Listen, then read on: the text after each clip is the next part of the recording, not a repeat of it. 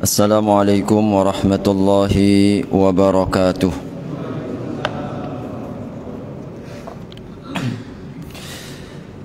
Innal hamdalillah nahmaduhu wa nasta'inuhu wa nastaghfiruh wa na'udzu billahi min shururi anfusina wa min sayyiati a'malina may yahdihillahu fala mudilla lahu ومن يضلل فلا هادي له أشهد أن لا إله إلا الله وحده لا شريك له وأشهد أن محمدا عبده ورسوله لا نبي بعده اللهم صل وسلم وبارك على نبينا محمد وعلى آله وصحبه وسلم أجمعين أما بعد. Segala puji serta syukur marilah kita panjatkan kehadirat Allah Subhanahu wa taala karena rahmat serta taufik kepada kita bersama di kesempatan malam hari ini. Alhamdulillah kita mengawali kembali kajian tafsir pekanan kita. InsyaAllah mudah-mudahan Allah limpahkan keberkahan waktu serta ilmu yang bermanfaat. Amin ya rabbal alamin. Salawat serta salam tidak lupa mari kita sampaikan kepada Nabi Allah Muhammad sallallahu alaihi wasallam, keluarga, para sahabat serta seluruh umatnya hingga akhir zaman. Hadirin rahimakumullah, pokok bahasan kita masih melanjutkan tafsir surat Yunus. InsyaAllah kita telah sampai pada ayat yang ke-90 hingga 92. InsyaAllah surat Yunus ayat 90 hingga ayat 92. A'udzu billahi minasy syaithanir rajim. وجاوزنا ببني إسرائيل البحر فأتبعهم فرعون وجنوده بغيا وعدوا حتى إذا أدركه الغرق قال آمنت أنه لا إله إلا الذي آمنت به بنو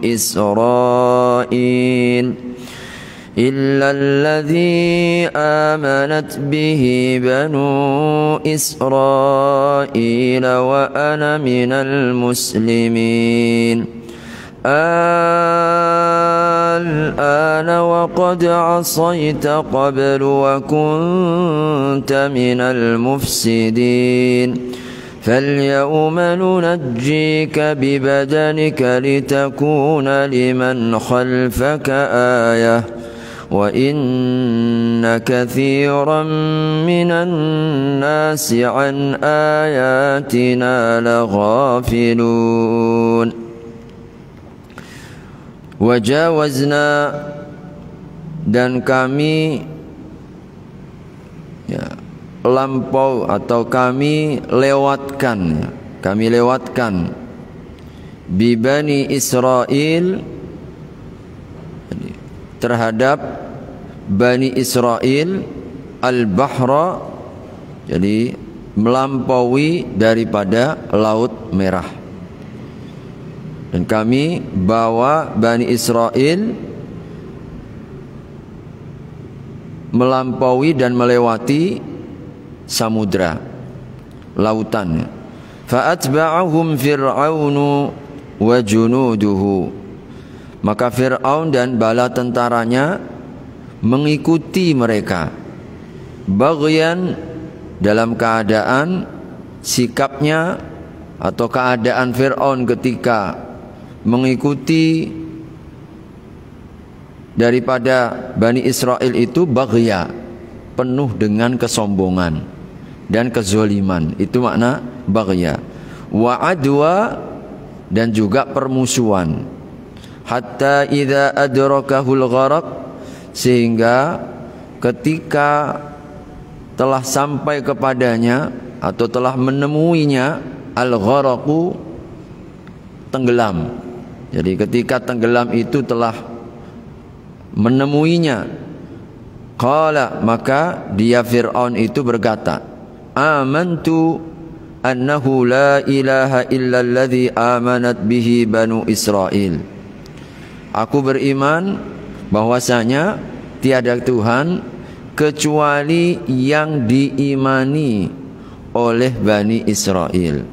Wa ana minal muslimin, dan aku di antara golongan mereka-mereka yang Islam, tunduk.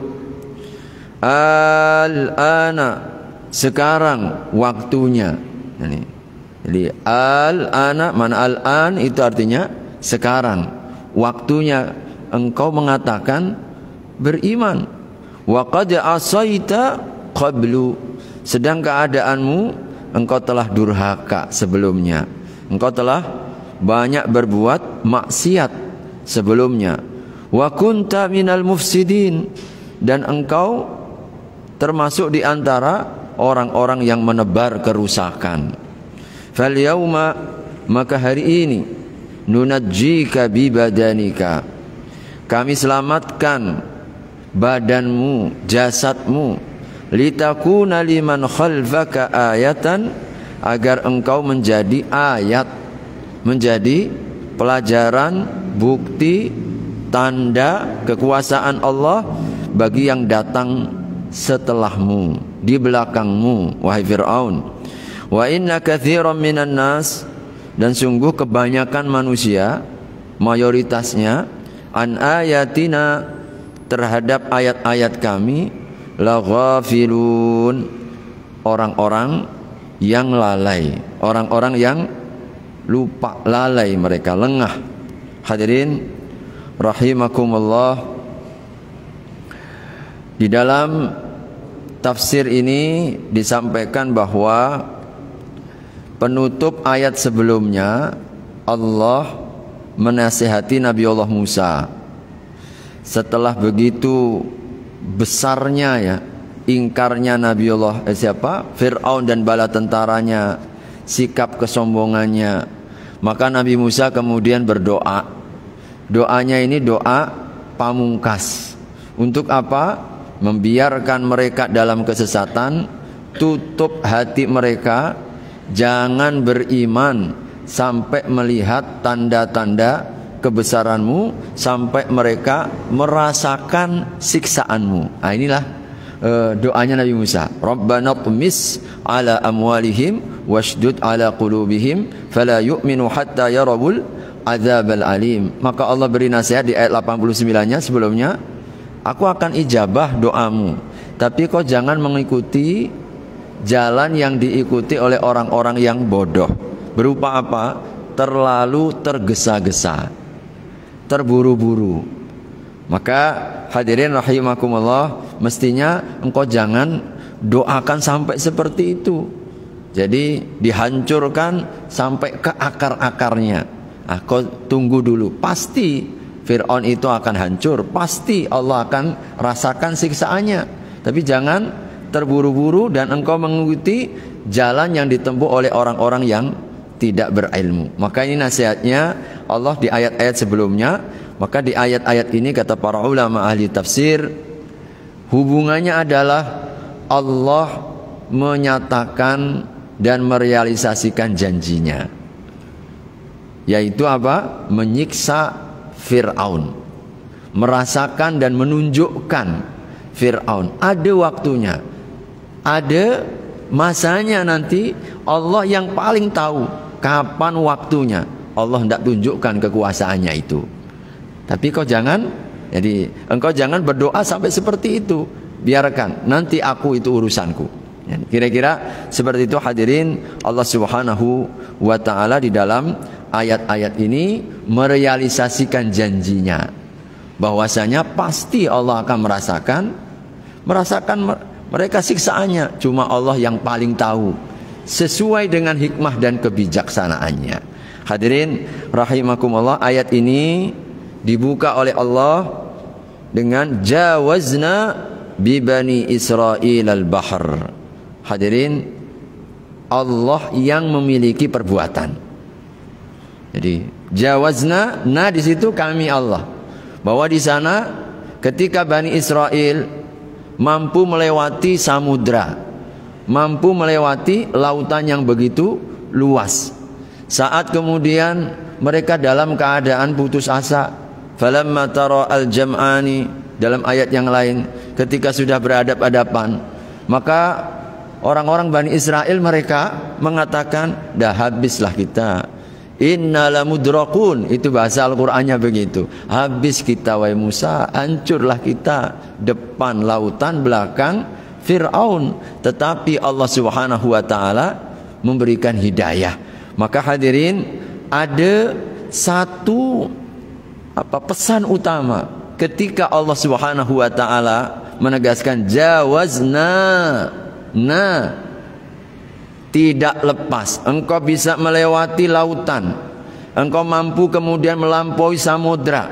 Allah berikan petunjuk kepadamu, merupakan bimbingan Allah, riayahnya Allah, pemeliharaannya Allah, penjagaannya Allah, pertolongannya Allah semata-mata.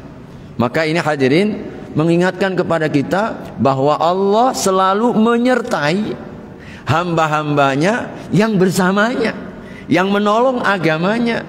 Allah akan terus membimbing pada saat kondisi-kondisi paling sulit sekalipun. Saat itulah biasanya pertolongan Allah datang.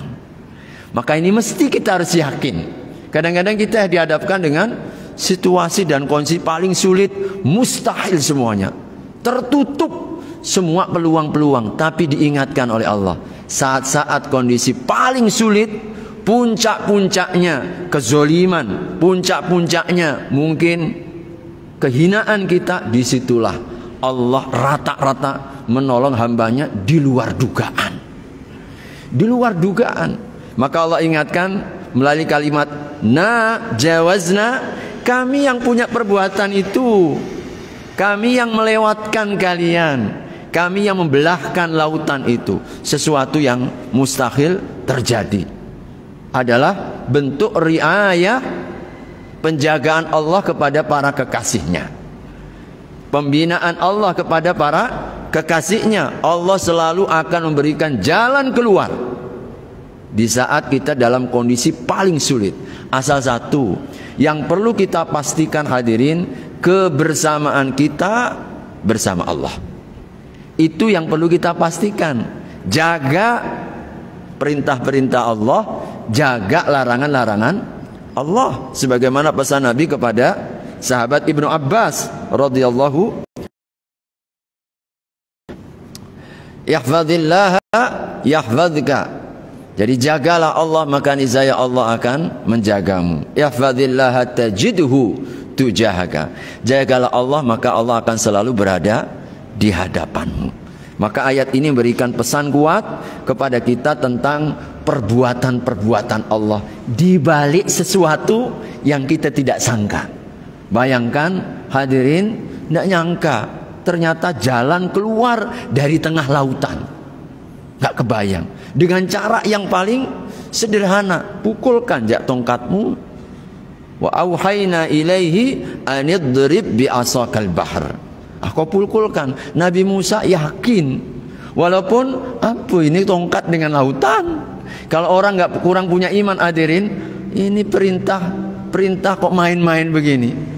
Tapi orang yang beriman yakin 100%. Allah wahyukan begitu, pasti ada solusi. Dipukulkan, terbelah Pak. Famfalaqa fakana kullu firqin kattaudil azim.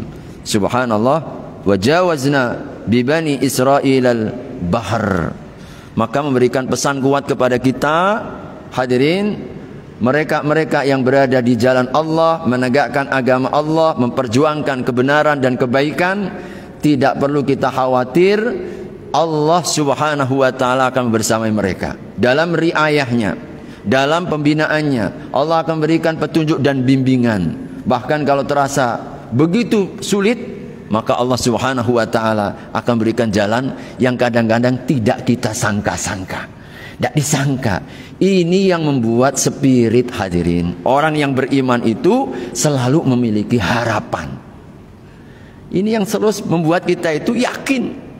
Maka bacalah Al-Quran. Jadi Al-Quran ini hidayah bagi kita, bimbingan bagi kita. Fa atba'ahum fir'aun wa junuduhu baghyan wa adwa. Diikuti ketika melewati lautan. Ternyata Fir'aun pun juga melewati lautan. Siapa sangka ternyata ini adalah kuburannya. Jadi kuburannya, dia dalam keadaan apa? Keadaan yang Allah gambarkan dalam ayat ini, baghyan. Hadirin, penuh dengan kezoliman, penuh dengan kesombongan. Dia merasa paling kuat karena merasa punya kekuatan, punya senjata, punya pasukan, punya segalanya. Ini Nabi Musa dalam bertaranya macam seperti tikus ya, dia mau diterkam oleh kucing, dikejar-kejar begitu. Dia dalam keadaan sombong, disangkanya dia akan bisa menghabisi. Baghyan. Hadirin, kezaliman karena apa? Tidak ingin Bani Israel ini selamat, dikembalikan lagi. Kau jangan keluar dari Mesir, balik ke Mesir sebagai budak-budak hamba saya, maksudnya. Jadi sombongnya begitu. Wa adwa, dan penuh kebencian. Fir'aun itu paling benci dengan kaumnya Bani Israel. Maka hadirin, ini ayat kalau dibaca-baca lagi orang Israel sekarang ini, dulu Allah yang menyelamatkan, Allah yang membela, Allah Subhanahu wa ta'ala yang melindungi dari kepunahan. Jadi kalau ndak hadirin, udah habis itu Bani Israel. Jadi Fir'aun dan bala tentaranya itu begitu ganasnya. Bayangkan hadirin, sampai anak laki-laki yang baru mau lahir harus dibunuh itu. Tidak boleh tersisa ada keturunan orang Israel. Makanya Allah itu dulu sayang sama orang-orang Israel itu. Jadi orang-orang Israel dulu disayang sama Allah, dibela, dilindungi. Tapi kapan itu? Ketika mereka membela Rasulnya, beriman dengan nabinya, menolong agamanya, Allah akan tolong mereka. Ini keadaannya hadirin rahimakumullah, dalam keadaan penuh dengan kebencian, permusuhan, dan kesombongan. Jadi sombong. Maka ini yang ternyata menjadi kunci dan rahasia kehancurannya. Maka kalau kita melihat ada orang pada puncak-puncak kezolimannya, puncak-puncak kesombongannya, puncak-puncak permusuhannya, ingat dia sedang menggali kuburnya. Maka kita cukup tenang, jangan khawatir. Maka ini yang ditanamkan, belajarlah dari sejarah. Jangan lupakan sejarah, kata Bung Karno. Hadirin rahimakumullah, selalu akan terulang. Apakah Fir'aun sudah mati? Belum. Apakah Musa sudah mati? Belum hakikatnya. Akan terus hadir Fir'aun-Fir'aun sepanjang zaman. Dan juga akan Allah lahirkan Musa-Musa sepanjang zaman. Maka silakan memilih, mau garis jalannya Fir'aun atau kita mau mengikuti garis jalannya Musa. Itu aja pilihannya. Akan selalu hadir dalam model yang berbeda, perwajahan yang berbeda. Maka ayat itu selalu menjadi spirit bagi kita. Maka mudah-mudahan kita ditetapkan termasuk yang barisan Fir'aun, barisan Nabiullah Musa, yang menegakkan kebenaran. Pasti dibela, pasti Allah akan lindungi mereka meskipun terasa lemah. Karena itulah lemahnya itu kita akan dibela oleh Allah. Hadirin, setiap kali kita merasa lemah, Allah akan kuatkan. Sekali kita merasa hina, Allah akan muliakan. Itu sudah menjadi dasar kaidah dalam kehidupan. Tapi orang yang sombong, orang yang melampaui batas, orang yang menebar kezaliman, ujungnya, ending selalunya, setiap waktu, setiap saat, tidak pernah berubah. Ingat, hancur kalian, habis kalian. Maka jangan sombong dengan, rata-rata akan sombong karena kekuasaan, karena kekuatan, karena harta kekayaannya sekarang. Tapi nanti ada waktunya. Ada waktunya. Saat tiba nanti kita akan merengek-rengek. Mau balik nggak bisa. Hatta idza adrakahul gharaq. Ini ketika waktunya itu dah datang, waktunya dah tiba, nggak bisa diulang, Pak. Ketika gharaq, dia dalam keadaan apa? Adrakahul gharaq. Para ulama ketika saya membaca tafsirnya ini, adrakahu itu menemui. Jadi cara matinya Fir'aun itu pelan-pelan. Pelan-pelan. Seperti orang keadaan ketika digulung oleh ombak. Antara hidup mati dia. Hidup mati, dia masih merasa. Jadi pelan-pelan, dia awal-awalnya itu masih merasa sombong. Aku bisa selamat, aku bisa keluar dari lautan ini, aku masih tetap akan hidup. Itu begitu, pelan-pelan. Adrakahu itu pelan-pelan tapi pasti. Itulah cara Allah untuk menghinakan. Masih di awal-awalnya itu merasa sombong.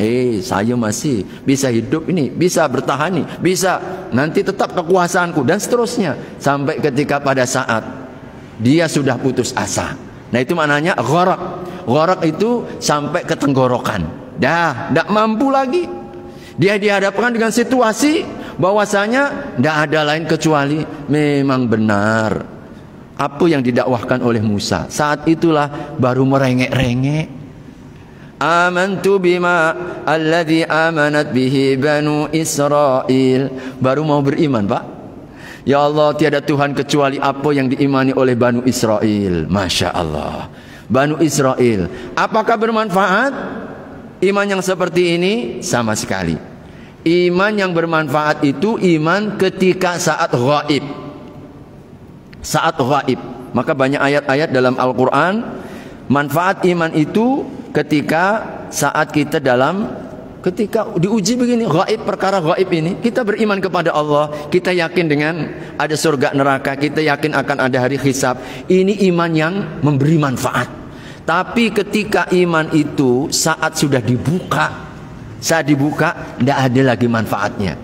Jadi banyak ayat, di dalam beberapa ayat yang lain Allah ingatkan, dalam tafsir yang lainnya Allah Subhanahu wa ta'ala menegaskan, misalkan di dalam surat An-Nisa ayat 18. Walaisatit taubatu lilladzina ya'maluna as-sayyi'at. Tidak ada taubat bagi orang yang berbuat keburukan. Tidak ada taubat. Kapan? Hatta idza hadara ahadakumul maut. Sehingga ketika datang kematian. Jadi roh dah sampai di tenggorokan. Baru dia mengatakan apa? Qala inni tubtul an. Ketika roh dah sampai di tenggorokan, baru kita menyatakan saya beriman. Pada saat itu sesungguhnya Allah dah buka. Orang kalau ketika meninggal, Pak, Allah ingatkan dalam surat Al-Waqi'ah, mereka itu melihat. Ya, Allah Subhanahu wa ta'ala memperlihatkan semua yang selama ini ditutup.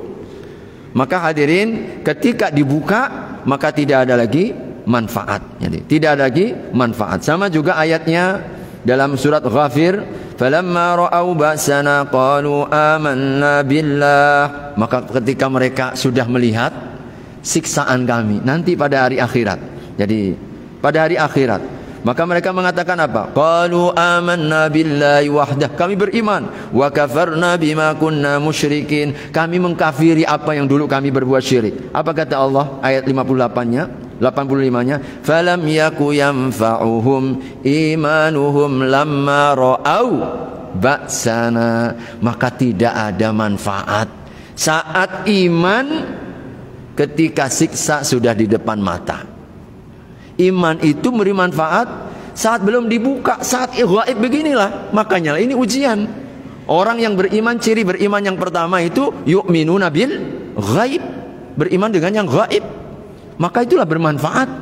Tapi ketika sudah sampai di tenggorokan, orang-orang yang sampai di tenggorokan, falaula idza balagatil khulqum. Maka ingat ketika roh dah sampai tenggorokan, wa antum hina idzin tanzurun. Pada saat itulah mata-mata kita itu dibuka oleh Allah. Makanya Rasulullah SAW mengingatkan, taubat itu dibuka sampai sebelum roh di tenggorokan, malam yugharghir, atau sampai matahari terbit dari barat, tertutup. Nanti ketika matahari terbit dari barat, banyak orang beriman. Banyak orang kemudian beriman kepada Allah, tertutup pintunya. Benar kata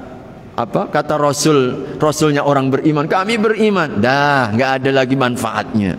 Maka selama roh masih belum sampai di tenggorokan dan matahari terbit dari arah barat, maka pintu taubat terbuka luas. Maka Fir'aun Ketika dia mengatakan dah sampai di tenggorokan, mau tenggelam, dia baru beriman. Baru beriman. Amanat bihi Banu Israel. Hadirin rahimakumullah. Enggak cukup itu, komitmennya ini tambah lagi. Wa ana minal muslimin. Aku termasuk di antara orang yang muslim. Apa hubungannya hadirin? Di dalam ayat ini seluruh para ulama sepakat. Iman tidak cukup kalau hanya di dalam hati. Maka ayat la ilaha illalladzi amanat bihi Banu Israel itu kaitannya dengan hati. Sampai kapan? Sampai kau Islam. Islam itu ketundukan secara lahir. Makanya iman dan Islam itu, iman kaitannya dengan hati, Islam kaitannya dengan amalan-amalan zohir. Tidak sempurna iman kita kalau tidak disertai dengan perbuatan nyata. Nggak bisa. Makanya di dalam ayat ini sampai-sampai komitmennya Fir'aun itu dua. Tidak cukup beriman, aku akan tunduk nanti. Tunduk apa? Secara zohir. Maka ini juga sekali lagi menolak ya. Kalau ada orang yang mengatakan cukup kami beriman dalam hati. Sholat, enggak. Zakat, enggak mau. Puasa, enggak. Orang yang imannya seperti enggak diterima oleh Allah. Enggak diterima oleh Allah. Ada orang beriman, enggak sholat. Gimana? Mana bukti imanmu? Enggak diterima oleh Allah. Ada orang mengaku beriman, enggak mau puasa. Enggak terbukti imannya. Enggak mau zakat, enggak terbukti imannya. Maka iman dan Islam itu satu paket. Yang lahir ini harus kita tunjukkan. Ada orang yang aliran kebatinan, orang yang cukup yang penting ingat ya, sholat tidak perlu sholat. Masya Allah, ini orang keblinger Pak, orang tersesat jalan. Ada yang begitu. Makanya ayat ini mengisyaratkan bahwasanya iman dan Islam itu satu paket. Karenanya Nabi SAW ketika ditanya oleh malaikat Jibril, pertama tentang apa itu iman, dijawab rukun iman, semuanya perkara gaib. Iman kepada Allah, iman kepada malaikat, iman kepada kitab, iman kepada apa hari kiamat, qada dan qadar dan seterusnya. Perkara-perkara yang sifatnya keimanan. Tapi lalu disertai apa itu Islam. Maka Nabi mengatakan, kau syahadat Islam, maka harus diucapkan. Lalu kau tegakkan sholat, kau tunaikan zakat, kau bayar, kau tunaikan, engkau berpuasa di bulan Ramadan dan berhaji bagi yang mampu, maka kelop.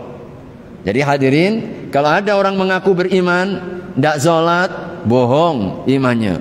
Kalau ada orang beriman, tidak mau puasa Ramadan, dusta imannya, tidak terbukti. Tidak mau bayar zakat, tidak terbukti.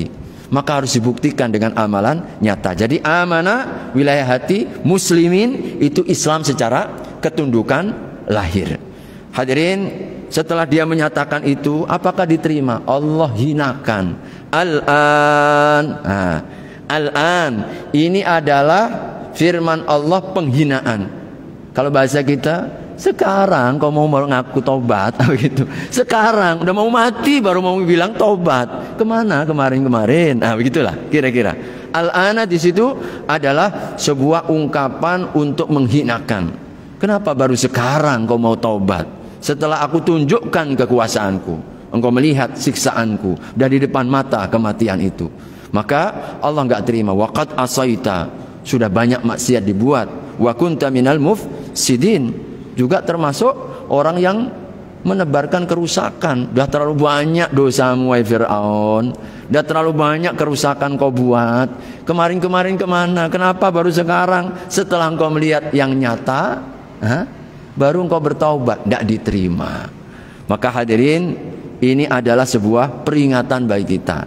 Segeralah bertaubat mumpung masih ada kesempatan.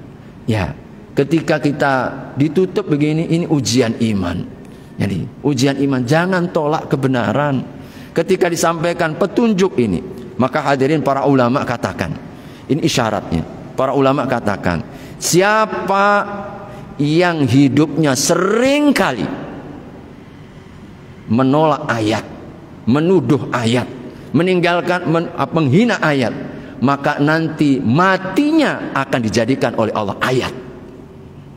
Fir'aun ini apa kurangnya Pak? Diingatkan dengan sampai 9 ayat, bukan lagi 1-2 ayat. Di ayat yang lain, fitis ayat, Di dalam banyak ayat. 9 ayat.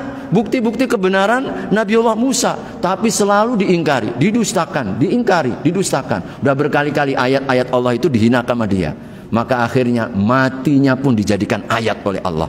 Makanya di ayat 92, hari ini aku selamatkan jasadmu untuk menjadi ayat.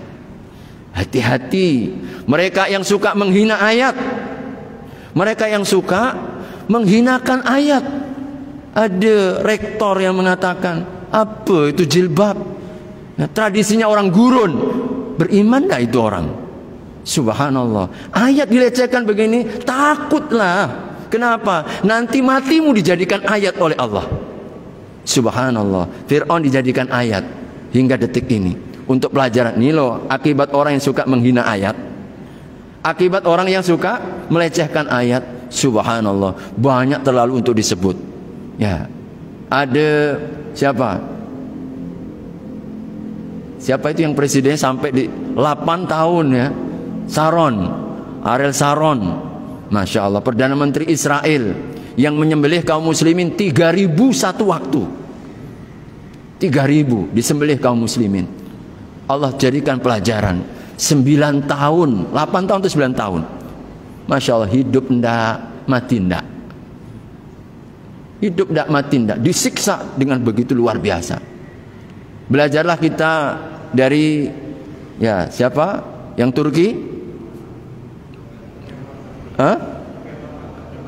Kamal Atatürk. Allah jadikan ayat. Ketika semasa hidupnya, Masya Allah, menghina-hina ayat. Dirubah semuanya. Bahasa Arab gak boleh, azan dilarang. Betul-betul dijadikan.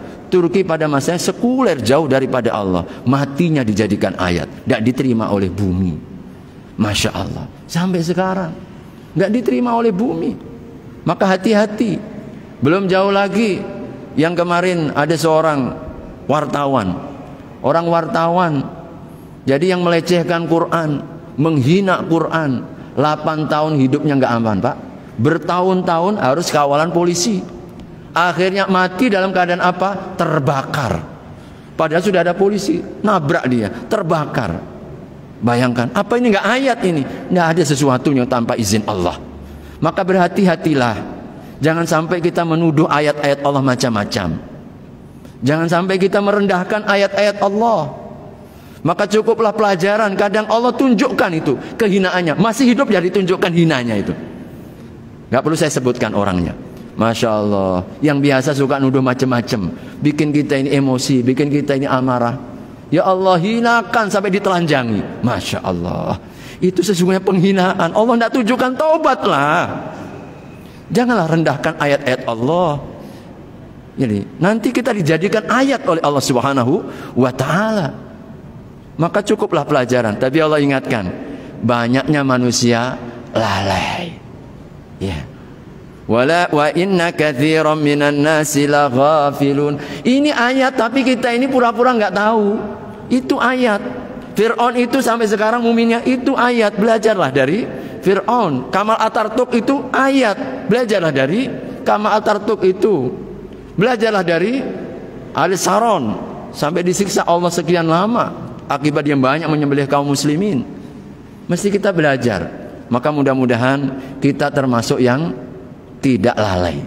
Kebanyakannya lalai, nggak mau tahu.